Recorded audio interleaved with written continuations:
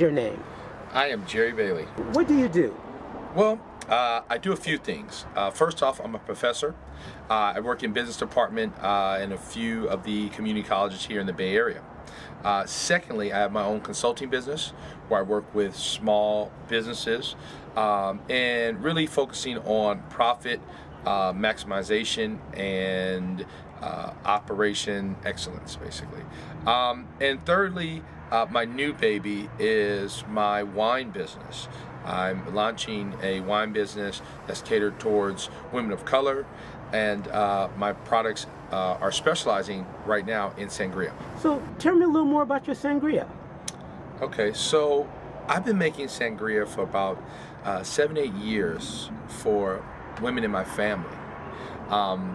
Like a, unfortunately, stereotypical black family, the men in the family very much heavy in spirits and a particular cognac. And the women came to me one holiday like, hey, Jerry, can you make something different? Can you help us out? And, I like to solve problems. So I start working on some concoctions, and I came up with a really, really good red sangria. And for a long time, I was just doing it for my family. A few close friends tried it, and it wasn't really a big deal until the summer of 2015, when a group of a dozen or so African American women were on the Napa Valley wine train here in California. And they were kicked off the train for simply laughing and having a good time. That incident infuriated me. It angered me deeply. It struck a chord with me because for so long in our history, unfortunately, in this country, African American women have been disrespected. And so rather than pouting or crying about it, I said, what can I do? And my sangria was birthed out of celebrating and honoring the women in my family. And so I thought it'd be a great product to bring to the market to celebrate and honor other women of color.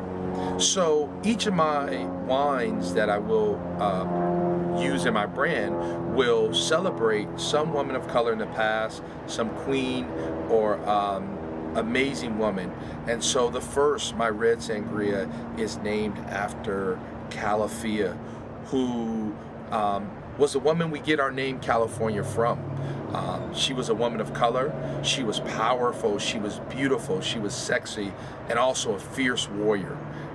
When the Europeans were coming to the new land, they were afraid of her and her women. They were said to have 500 griffins at their helm, and they were very, very intimidating. So she is the woman that should be on the seal of California, yet we see that it is a European goddess, Minerva. So I just want to give her just due, and so it's my first wine. Where did you go to school? Oh, I went to Columbia University in New York City.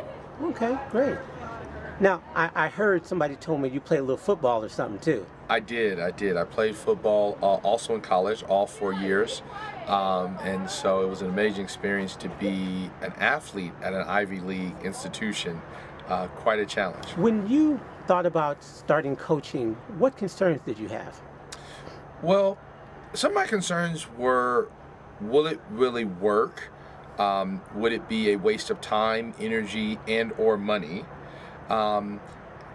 And on the other hand, though, I realized from my years of playing sports and music and other things that there's nothing like having that impartial third party to help you reach your personal goals or even team goals. Since you've started doing coaching, what things have really worked? Well, some of the great things that have happened is that I've been able to more create structure to my life and to my daily activities and behaviors. Coaching has helped me to clarify my goals, my directions, and create strategic plans for each of my goals. What do you teach actually? Oh, I'm a business instructor, so I teach classes like entrepreneurship, small business management, leadership, strategic planning, logistics, all those type of things. What kind of specific things have you done in coaching that you feel have been most impactful in terms of the different areas you've been working on? One of the areas that is really important to me is my health.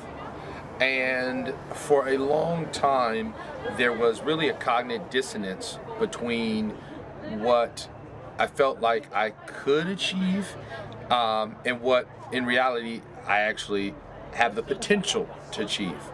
And I think working with Charles has helped me to bridge that gap and realize that I can achieve realistic goals and just creating a strategic plan, not just showing up at the gym and just, oh, I'm gonna do this today, or I'm gonna do this, really being unintentional with the way I was doing it. Now, after working with Charles, I realized that each day I have a goal to go in there and get this thing done. Okay. Now, would you refer anyone else to coaching? And if so, why? Of course.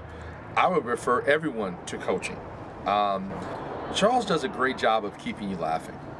He's poking you and it hurts a little bit, but you're laughing and enjoying the whole time. So this has been a very challenging experience. It has inspired me to grow in ways, but at the same time it's been very enjoyable working with Charles.